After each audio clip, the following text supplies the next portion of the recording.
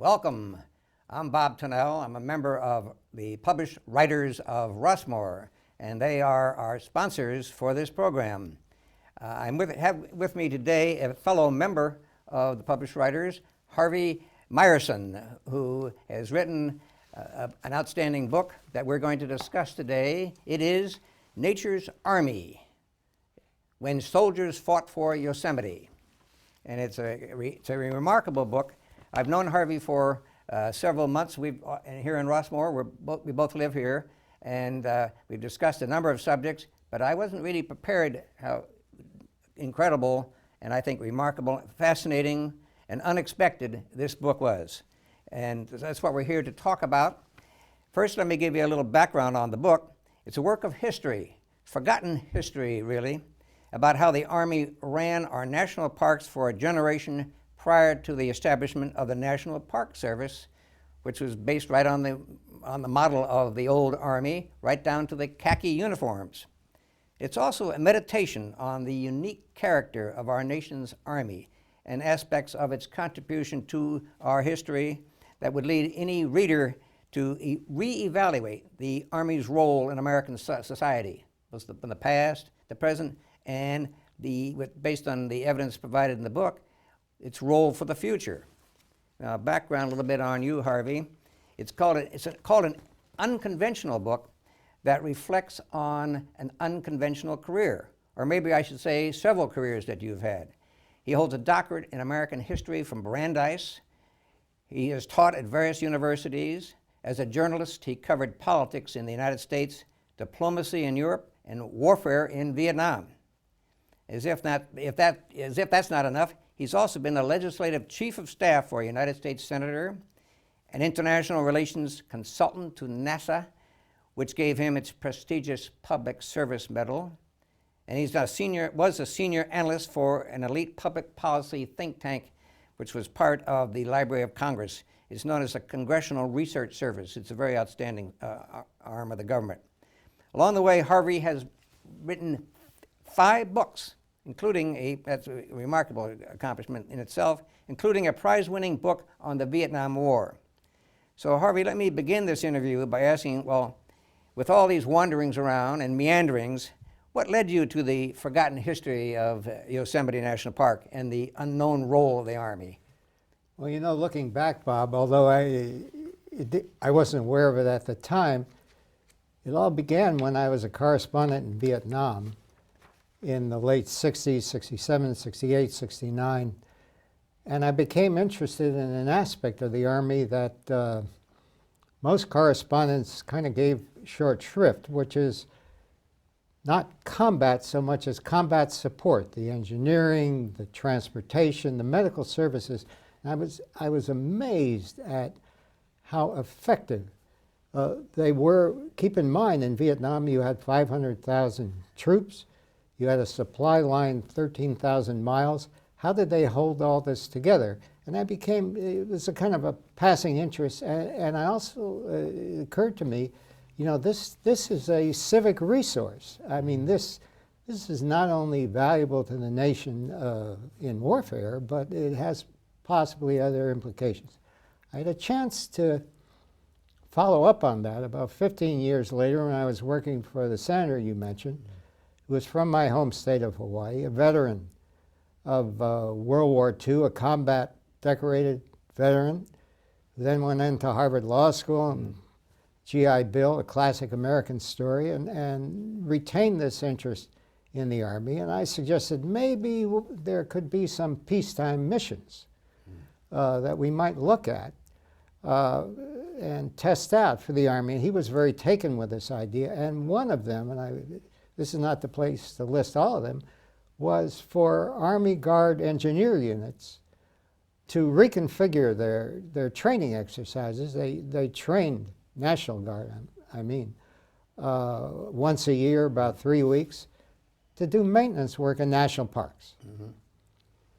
This turned out to be an incredibly successful project, and in the process of building support for it, I spent quite a bit of time at a very convenient entity accessible by tunnel of the Library of Congress, And there I stumbled on a book called How the U.S. Cavalry Saved Our National Parks. And suddenly, we weren't breaking ground, but we were opening up an aspect of history that I knew nothing about. This led, I then put it on the shelf. You don't, when you're in the Congress, you don't have much time for researching books. But I was all but doctorate at Brandeis, as they say. I had passed outro exams. About 10 years later, I got reinstated with the specific intention of doing this book. That's kind of amazing in itself. You know, you mentioned in the book the connection between the Army and John Muir. Yes. Of course, the famous figure. And one thing I just quote from what you actually have in the book, what John Muir said in a speech. He said, "Blessings on Uncle Sam's soldiers. They have done their job well, and every pine tree is waving its arms for joy." Yeah. Like classic John Muir. Now, what was it that attracted and connected with John Muir? You know, to if the you're, Army? keep in mind, this is the 80s, the 90s, you know, when I was working on this is not the kind of quote you'd expect from an environmental leader. And in looking at that first book that brought me to this topic, notice it only had a chapter on Yosemite. It was mainly about Yellowstone. And it was intriguing, you know, how did this happen? And as I looked into it, it turned out that Muir lobbied to bring the Army into Yosemite right as it was being founded, as he was leading the campaign for it, based on how well they had been doing in Yellowstone for the previous 5 seasons. And you have to keep something in mind, very important, which people tend to forget, or not even know. I didn't know. In the 19th century, the Interior Department, which you think of as leading our parks, had one mission, basically, which was to give land away. And that's what they did. There was no environmental ethic, no thought of preservation. And when Yellowstone was established in 1872, it was kind of falling apart until Congress finally, in frustration, brought in the Army. And everything changed. Keep in mind, in those days, when Yellowstone was being formed, the people who were most attracted to it were financiers, the builders of the railroads out east, who saw themselves interested in exploitation, weren't they? Another Atlantic City, so to speak. And so they were ready to come in, and they had bought off the superintendent who had no salary. He was on a retainer to the Northern Pacific Railroad and so forth. All this was, you know, looming in the future. So the first step was they brought in an Army engineer to look at the roads and how things should be laid out in the park. And I like to quote from him. He was the first soldier to come into a national park. His name was Dan Kingman. He was an Army engineer, a graduate of West Point. And as soon as he arrived, he issued a pronouncement, which he distributed throughout the area, let all parties know, and here I'm quoting for him, that if the park should become the resort of fashion, if its forests are stripped to rear smooth hotels, if the race course, the drinking saloon, the gambling table invaded, if its valleys are scarred by railroads, and its hills pierced by tunnels, then it will cease to belong to the whole people and will be unworthy of the care and protection of the national government. Well, now here's a statement that sort of might as well have come from Mars in the far west. What Kingman is doing is challenging the whole basic ethic of the settlement of the West, of everything else, and introducing an environmental dimension. And the Army continued this, and they did an outstanding job in the park through the 1880s. And Muir was forming Yosemite. He brought in the Army. He lobbied with Washington, with a colleague of his running a magazine, the sort of Time magazine of its day, Century, and they got the Interior Department to get permission from the War Department to bring in a couple of troops of cavalry. Yeah, this is 1890, I recall. When we were 91. That's when they first, The park was first moved in there and established. established this. In the- Now, and then here they marched the troops right into Yosemite, right through the outskirts of Yosemite. What did the locals and the people of California, how do they react to this army taking over? Well, you know, they didn't know what to make of it. First of all, in the beginning, they didn't know what to make of the park. Yeah. Because to them, you know, they said, we don't understand. I mean, what do you mean an environment? What nature provides is gold, silver, timber, you know, and you're not using this in any useful way. So what is the purpose of this? Then they heard the army was coming in, and, you know, there's a paranoid style on the frontier, you know. We talk about concerns about the government and so forth. And they saw a plot. You know, the Mariposa Gazette, the closest newspaper nearby, I'm sure many you know of Mariposa, and it's very near Yosemite, talked about the imposition of military despotism and saw a scheme. In fact, they laid out on their pages that was so massive that the powers behind it had enlisted the army to destroy capitalism in the West. So this is the image that people had of the army when they arrived. Yes, this is what I get from your book. The mentality of the 19th century was commercialism. Completely. And land grabs. Yes. Frankly, it was greed and profit seeking. You had a lot of poachers. People wanted to squatters. They wanted to occupy these national parks. Or they weren't even national parks yet. Yes. So what happens? The army finally shows up, and what was the army's relationship now with the federal government? And what kind of instructions did they have, and how did that work? The army was out there dealing with the local people, right? Yes. Yes. Well, you know, it's kind of interesting, and it's worth. I love using their own words. The first commander at Yosemite, they were called acting superintendents, was an Army captain who had started out in the Army at the age of 16. He lied about his age during the Civil War. He was an Iowa farm boy. He distinguished himself in the Civil War. He had spent then, this is 1891, since 1865, he had been on the frontier. You know, when you had a frontier posting with the Army, this wasn't 1 year, 2 year tours. You were on active duty all the time. So he arrives in the park, and he was directed by the Secretary of the Interior.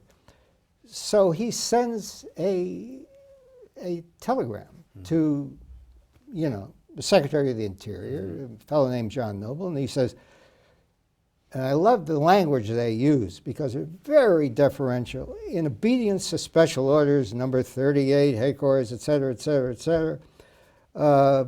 Troop I, 4th Cavalry, for the purpose of protecting the Yosemite National Park from trespassers.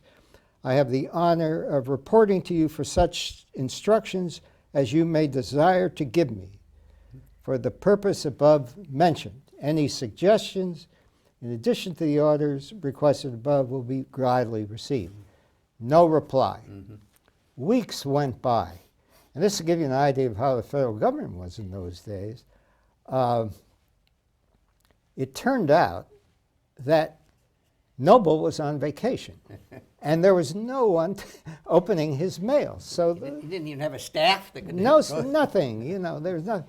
So, but Wood was used to this. So he went off on his own. He had no enforcement powers. And it was his business, as he put it, to introduce the people to the idea of a national park. And he was remarkably successful. He was a very down-to-earth guy whose name was Jugwood.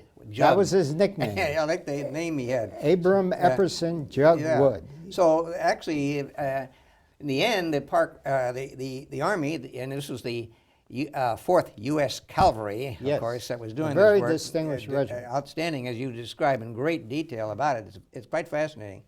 The park soldiers, they won over the local population. What was the secret to their success in making this progress, getting support of the people around them and in the state of California?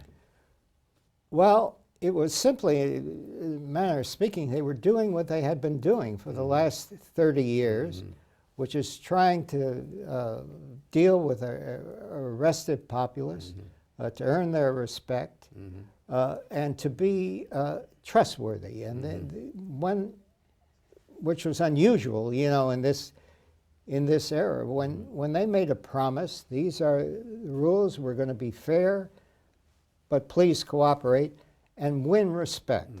And this is something that, you know, when you encountered Jug Wood, and I studied photographs of him at West Point Library and elsewhere, this was a guy who had been around the block. You know, he had been through. Served on the frontier, right out there. He was out there for 30 years. He clocked during his time on the frontier, he had been in the saddle for over 15,000 miles. Yeah, astounding, actually. He kept a record of all his. He was about as hardened a frontiersman as you could, you know, meet anywhere. So he wasn't just, you know, a guy in blue from a John Ford movie. Yeah. Okay. One thing you do is so well is to describe the background about and the personalities of these Army officers and their experiences. And you already mentioned actually Jug Wood, but who are some of your other favorites, and what's their background and actions, and how do they gain this respect? Well, one of the ways they gained respect was sheer competence. You know, they built trails, they blazed trails, they explored. And in particular, one of the guys who fascinated me, a young man, he was younger than the others, he was a lieutenant, Nate McClure, again, a farm boy from western Kentucky, who bombarded his congressman until he got into West Point and came out west. He did the first map of Yosemite backcountry. You know, when the park was established, and it's worth mentioning this, the park was initially created in 1864 by Abraham Lincoln, just the valley, and it was handed over to the state. So it was the first national park, but it was run by the state. The Yellowstone was the first, it was established in 1872, and it was the first park run by the nation. Yeah. Muir's scheme, if you will, Yosemite National Park was everything. If you go to Yosemite today, it's everything but the valley. It's 1,500 square miles, very mountainous, Tuolumne, all this. The idea was let the Army run it for a while, and then you can compare it to how the state has been running, which was driving John Muir crazy. Yeah. And maybe then we can incorporate the valley. And the strategy worked, and partly from people like McClure, who did the first map of the valley. It was, and wrote an account, not of the valley, I should say, but of the whole Yosemite backcountry that's still used today. Yeah. And he was, by the way, and this is worth mentioning, he and others were among the charter members, other Army officers, of the Sierra Club. Yeah, they were some of the most vigorous activists, weren't they? They were quite amazing. You had they were of the cavalry. outspoken. Yeah. You know, if we can flash forward ahead, because they stayed till 1916, Army officers testified against the Hetch Hetchy Dam. Yeah. You're opposed to it. Opposed, and they were opposed to railroads. Yeah. One of the people who figured heavily in all this was one of the Yosemite commanders, a fascinating guy, SBM, as he called himself, Young, Samuel Baldwin Marks Young. And I'd like to leap ahead for a second. He commanded in 1895, But in 1903, SBM Young became the first chief of staff for the U.S. Army under a new reorganization by Teddy Roosevelt. Why? He commanded the unit under which the Rough Riders fought during the Spanish-American War. Teddy worshipped this guy. He stood about 6'4". He was about 240 pounds, yet with a tremendous sense of humor, but also what the military calls tremendous command presence. And he really established, we don't have the time to go into all of this, but rules and regulations. That first kept the railroads out of the parks in a very clever way. There were continual efforts for them to get in. He had to adjudicate a case where they wanted, if you've been to the park, there was a scheme to build a rail line from Merced into the park, and he headed it off by saying, "Wait a minute, let's get a general ruling on railroads in the parks before we do anything specific." He knew that general ruling, as you know, in the Interior Department, which barely existed, would not happen. He did the same thing. He had a wonderful, someone wanted to build a roadway. There is one in another tree, but through one of the sequoias. There's a grove of sequoia. Cut it, really. Right, so you could drive a car and take pictures. And his ruling was, there's been insignificant research on the effects of drilling roads through sequoia trees. So maybe we should hold until we have a little more evidence.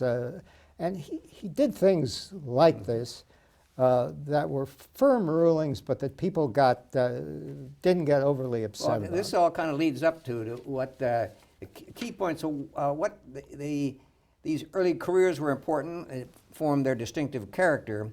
But what made the Army so special, certainly in the background of the Army's task as it was originally determined in the founding of the Republic, and what made it so unique and able to carry out this record performance? You know, Bob, I think all Americans should know this, and almost no one does. First of all, when during the Revolutionary War, there was a plan afoot. Actually, it was hatched by Alexander Hamilton, and they tried to enlist the Army in it for a coup. Unless it was called the famous Newburgh Conspiracy. They were trying to bring the Army into their scheme to get the federal government to assume the debts of the wars. And George Washington got wind of this, and they were having a big meeting. The Army, the Revolutionary Army, right at the end of the war, was encamped in Newburgh in upstate New York. And Washington walked in on the meeting and delivered what some of his biographers called his greatest speech, where in effect he established the principle of civilian authority over the military. This was unheard of in that day. And he came in full uniform. He was an Army general, and he said, "My God," that's the phrase he used, "what are we talking about here? We are subordinate to civilians." So that was step number one. This was unheard of in Europe. Step number two was the Army's mission. And you know, an Army is defined by its mission. And the initial mission at the end of, you know, Americans wanted no part of what they called a standing army. That was one of the reasons they... the Declaration of Independence. Yes, yes. So the whole army at the end of the war was disbanded. But a few days later, it was reconstituted with an unusual mission. Some states had donated land to the federal government to help pay its bills.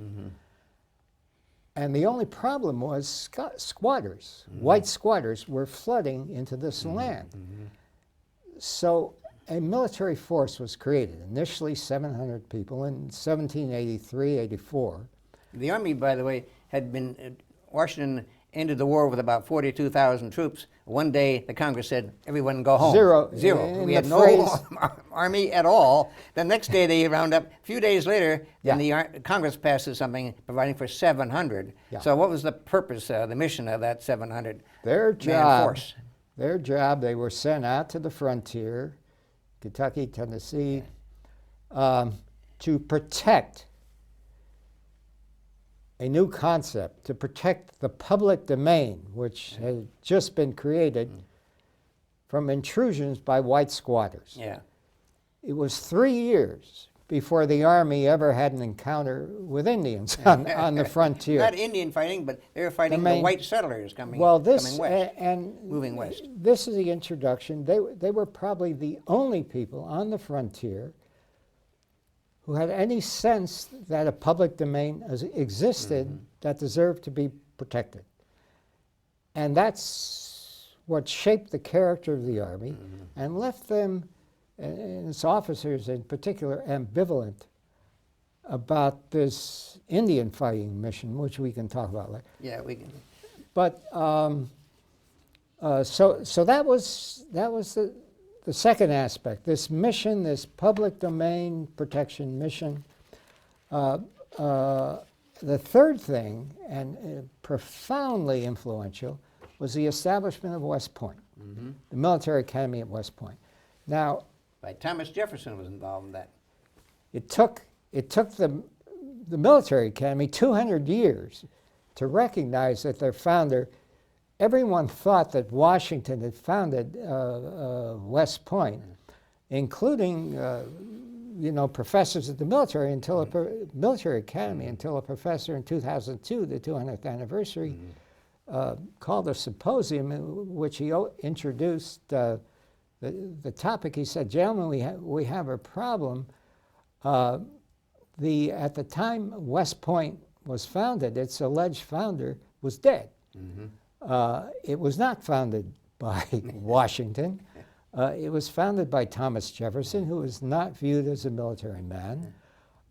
It was founded after Jefferson and others had opposed efforts by Hamilton to create a military academy modeled on the academies of Europe, training for warfare and so on. Jefferson had another vision, and his vision was an army, a military force, is what we need to create the infrastructure for the settlement of a continent. And the engineers and the science and engineering. West Point, which he established, was the first school, university in the United States, and the only one for half a century to offer a 4-year degree in engineering. Yeah. The engineering schools established in Harvard and Yale later were run by West Point alumni, faculty, and so on. So this whole idea of using the Army for domestic nation building Yes. shaped its character. Harvey, I have a very favorite quotation from your book here, that this is how you've summarized this. The ethical challenge facing the old Army commanders concerned how to conduct themselves in carrying out the policies of an expanding nation of spiritually, economically, and politically contentious individuals armed to the teeth. In other words, the Army sometimes is thought of as being spent all their 19th century fighting Indians, but actually a great part of their time was preserving and protecting the land of this new country and the reserves, and then which eventually led to the national parks. Yeah. So they developed an environmental ethic, you refer to, environmental ethic based on their institutional ties to nature. Yes. This is, how did that all come about? Well, this ran very deep. Those three things I mentioned. Then you have to keep in mind the Army was probably the only institution in the United States, or the only entity, or the only group with a continental consciousness. even the Native American Indians stayed within certain geographical areas. We had a squadron commander for Yosemite who did a map of how he had spent his 40-year career, which I stumbled on, and there were arrows going back and forth, 46 different postings all over the United States. This is where the Army served. So to them, you know, to most Americans, America was an idea, liberty, freedom, which they then tried to live out on the frontier. To soldiers, it was a geographical entity. And in fact, most of, and also a complex entity with a personality all its own. One of the lesser known additional aspects of the Army is that most of its casualties occurred simply from the weather, from trying to survive on the frontier, much more so than in their dealings with Indians. And they were also very ambivalent about that mission. What about this Indian fighting image that, of course, the media, movies in the 20th century ended up just portraying them as the great blue-coated Indian warriors against the Indians? And so you're painting a rosy picture of the wonderful work that the Army did for our environmental heritage, but all that's forgotten. So how do you reconcile that with the Indian fighting image? That was another of the surprises of researching this book, because I, like you perhaps, and like most of the people I knew, my image of the Army on the frontier was shaped by John Ford and John Wayne. And this is what I expected to find, and I didn't find it.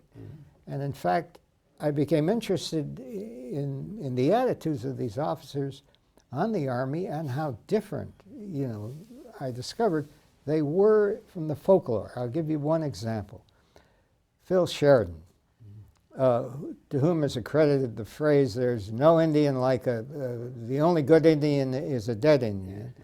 There's been an enormous amount of research on this. No one has ever located that phrase, but it has entered into the folklore. However, I can give you this, which I saw with my own eyes at the National Archives, a quote from Phil Sheridan.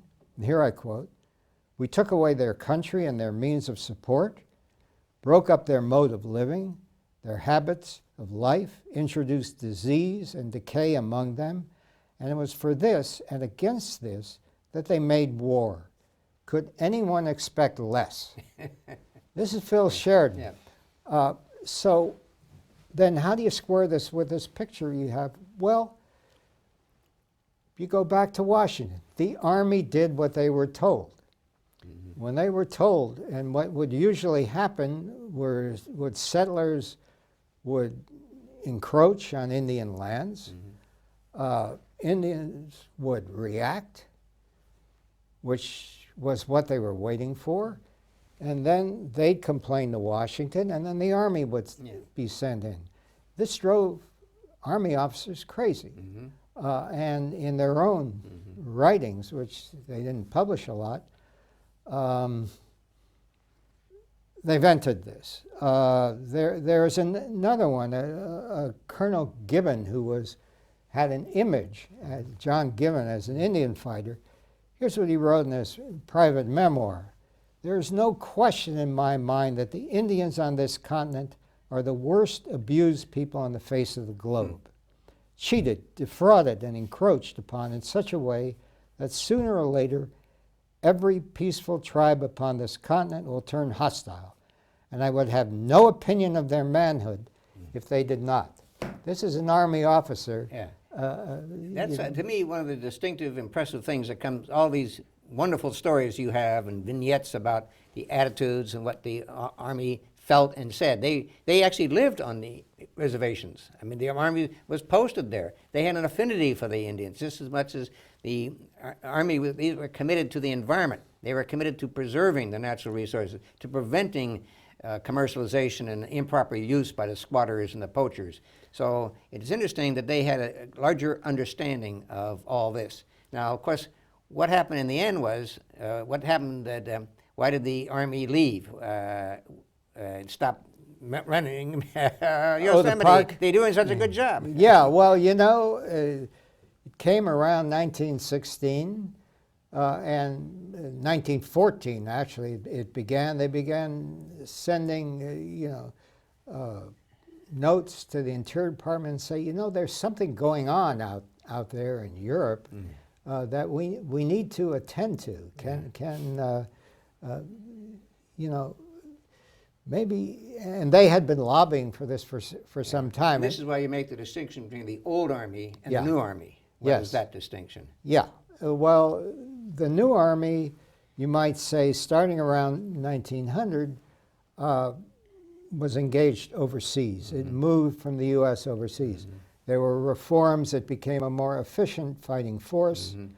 And this is the image of the Army carried into the present. I argue in the book and elsewhere that this heritage still lives on. And how's the impact today now? Bring it up to the current times. Can the Army play a role in some way as it did in the 19th century? Bob, I would say, you know, after this interview, check the latest report on Hurricane Michael. We're seeing, and some of us, you know, have been writing about this, by far the best disaster relief entity in the United States is its military. Yet they are subordinated, institutionally to their civilian overseers. And how things are run now is you have a storm like Michael or like Maria, and then you wait, see how FEMA does, see how the civilian agencies do, and then finally you bring in the military in a gradually increasing role. Well, you know, maybe it's time in an era of climate change that we began looking at these resources that the military can bring to disaster relief. This is something you bring out so really very well in your book. The logistics capability of the Army is actually quite remarkable, how they could supply the entire frontier fighting force in a massive total continent, and they regularly and efficiently kept them supplied with all their needs, whatever they needed, from boots to guns to ammunition. So I think of the situation in Puerto Rico, for example, where we have such a long problem of being able to provide emergency services and relief. That could have been a job that the 19th century old Army could have done brilliantly. If there weren't, and it's hang-ups. You know, FDR did this when he established his Civilian Conservation Corps, and it was assigned to civilian agencies. It was assigned to the Forest Service and the Interior Department to run. He was going to build 1,300 camps in 90 days. He said so to Congress. In 45 days, they built about 8 camps. He called in the War Department. In the succeeding 45 days, they built 1,200 camps, ferried 250,000 young men out to them, and ran the camps for a decade. And to this day, and this is the most interesting aspect of it, no one remembers that it was the Army who saved the Civilian Conservation Corps and that kept it going for 10 years. So this is a capability that FDR had the genius to see. And by the way, the Army accepted it. They were assigned it, but they couldn't wait to get out of it. And this was, they don't like establishing bureaucracies in the middle of their missions. Yeah. Let me say that I think you have some very provocative ideas here. Ideas about the values that the cavalry, the officers, that they showed in the 19th century in service to the country, service to our natural resources, our land. These are values that really could be important and are important today. Would you agree, and how would you summarize that? Well, what I would say is that the concept that guided the 20th century Army and that guided our concepts of national security, which is projection of American power overseas, need to be reevaluated, that the homeland itself is under threat from climate change, from terrorist potential attack, and that the Army, apart not in the area of enforcement, but and of all the military services, but in the area of support for missions in the homeland, needs to be considered in a broader framework and with less anxiety that they're going to take over the government, because the last thing the military want is to have the American government. This makes all of us, I think, the need to think differently about the Army. I think you have a very inspiring story there. It's very inspiring and as well as entertaining and interesting. So I want to thank you, Harvey, for I think we've had a very good review of this. I hope I've communicated to everyone that I think this is a gem of a book, and it's fascinating detail. We've only had a chance to get into only a small part. But the larger sense you're producing here, are very valuable ideas. Thank you, Bob. It was a pleasure to be Thank you here. very much for having our talk. And thank you for listening or watching.